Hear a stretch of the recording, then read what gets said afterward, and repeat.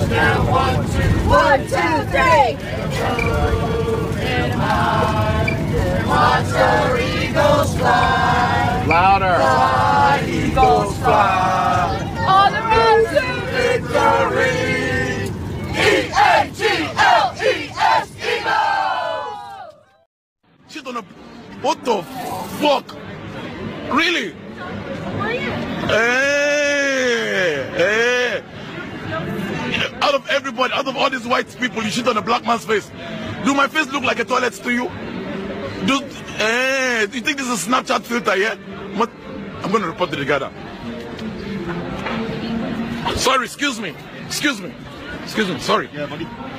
A bird shit on my face. Okay, so I need to report this situation. I can't. No. A bird, yeah, shit on my face. No, what? Really? What the? Really? Okay. Don't worry. I will find you and I will kill you. I'm from Africa, I promise you. Idiot. I'm slipping, I'm falling, I got you down. I'm slipping, I'm falling, I can't get up. But I'm slipping, I'm falling, I gotta get up. I'm slipping, I was falling, yeah, I better get up. I'm slipping, I'm falling, I know I'm getting up. I'm slipping, I'm falling, I better get up. I'm slipping, I'm falling, I gotta get up. Use that money for motivation. Them same ones that came up with me head time. With money talking, it can change the conversation. They rather see me locked in shackles, watch me take off. I'm dedicated, but I'm running out of patience. Hoping these pain pills take away frustration. We drinking lean and pour it up until the aim gone. On medication, me and Satan conversate time. Okay, that lean had me slipping. Damn, dog, you tripping. Had to tell my niggas to stay focused on the mission.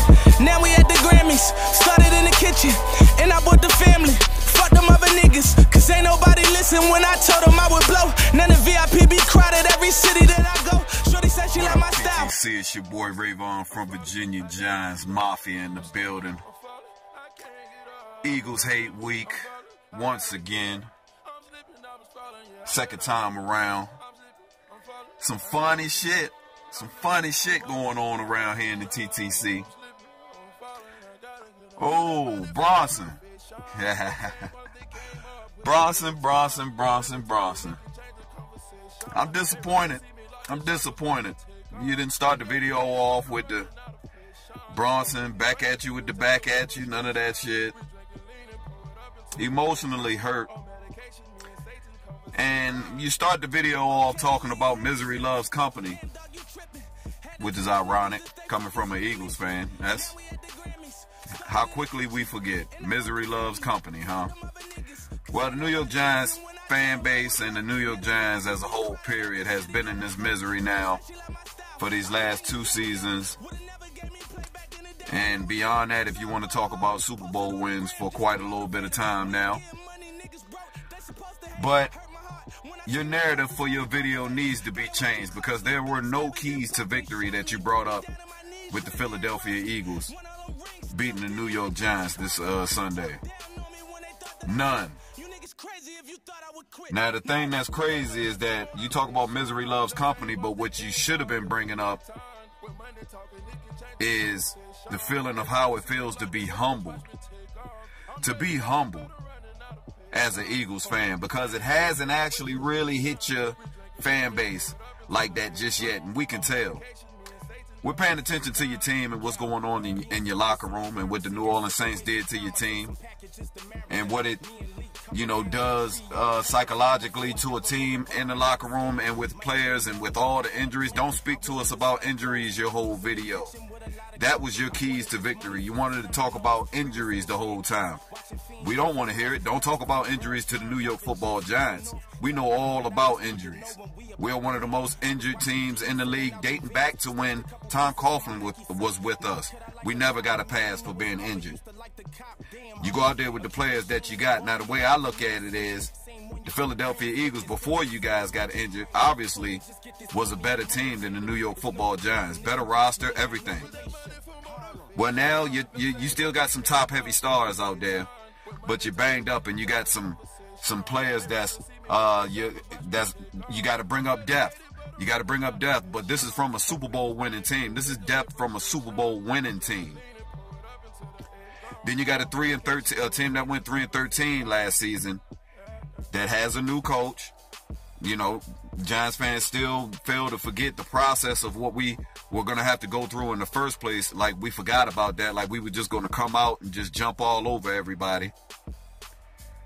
We're going through that process, and eventually you hope to get to a point to where, you know, things are starting to look better and there's some bright spots going forward, and guys have a reason to be confident about going forward and really buying into your system.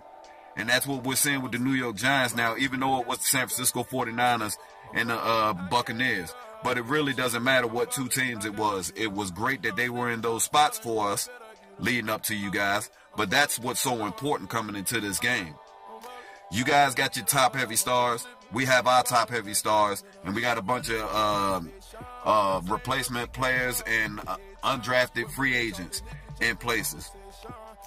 Having to fill out this roster is still a major task at hand. So don't talk to us about your injuries and all this other stuff and bring up, you brought up no keys to victory. And you know why? Because you guys are one-dimensional. Now, you run this run-pass option offense, but it doesn't work too well when you're one-dimensional, does it? Jay Ajayi was doing an exceptional job for y'all when he was there, and he was able to take the bulk of the carries and do a very good job with it. LeGarrette Blount, when he was there, he was able to do the same thing. Wendell Smallwood and y'all best running back now, who is Josh Adams, they're splitting carries, and Corey Clement, but they're not, the offense doesn't look nearly the same. It's going to be left on Carson Wentz. It's going to be left on Carson Wentz. And I believe with all the injuries that you guys actually have, we're going to have to attack the secondary from the Eagles. Now, early in the season, we weren't attacking really anybody. We weren't attacking anybody. And I think that in these last two games, what we have seen from Sherman has been aggressiveness. And that's encouraging going into this game right here. We're going to need to take care of the field position with Corey Coleman. And it's a lot of things that I'm going to sit here and say going forward in this video that some people might not understand. But as a Giants fan, I look at a game a little bit differently, I guess, than a lot of people. And I've said this before, I don't know what some people look at. But, you know, Eli Manning had a great game last game. We had plenty of contributions on offense last game. But the New York Giants didn't win the game against the Tampa Bay Buccaneers because of their offense, even though Eli only missed one pass for the day and threw 2 touchdowns. Or 3, however many touchdowns Eli threw that day, it did not win us the game. What won us the game, what won the New York Football Giants the game against the Tampa Bay Buccaneers was our defense. And even though we gave up the amount of points that we gave up, and we gave up the amount of yards that we gave up in that game, the reason why I say that is turnovers. Turnovers are very, very important, especially when you're getting turnovers that's preventing the other team from getting the opportunity to score, especially when it's at least 3 right in front of them. You're taking points off the board for them. Now, they still scored, with all we did on offense, they still scored 35 points, and we only won by 3 points. If we didn't get those 4 interceptions, those 4 turnovers, we would have lost that game. And we're going to need that going forward. We're going to need this defense in this game right here, especially. If we can't keep the Eagles out of 3rd and short, or you know, keep them, if we can't, because this defense still hasn't shown the ability to be able to be good at getting teams off the field on 3rd down. If we have a problem with getting them off the field on 3rd down, and they're able to march the ball down the field and go down the field and get in field goal range on the account of Wentz's legs and extending plays and hitting his playmakers, we're going to have to get some turnovers. We're going to still need turnovers, and we're going to have to win the field position battle on offense with Corey Coleman. You know, our keys to victory are pretty much the same as the last 2 games. Run Saquon Barkley, and leave it on Eli on 3rd down if we need to, but we set up our play action for the second half. We set up our play action, and we set up Eli to be in a good situation in the second half because we didn't abandon the run in the first half. we stick with Saquon. And this Philadelphia Eagles run defense is overrated. They are horrible. You know, don't give them a chance to come after Eli with Eli just sitting in the pocket. Continue doing what we have been doing and keeping Eli on the move. We need Eli on the move. If he has to get rid of the ball quick, that's fine. Know where you're going to. Go through your progressions. Get rid of the ball. Keep Eli on the move. Don't have too many plays where Eli is sitting there in the pocket and just standing there and waiting for people to get open.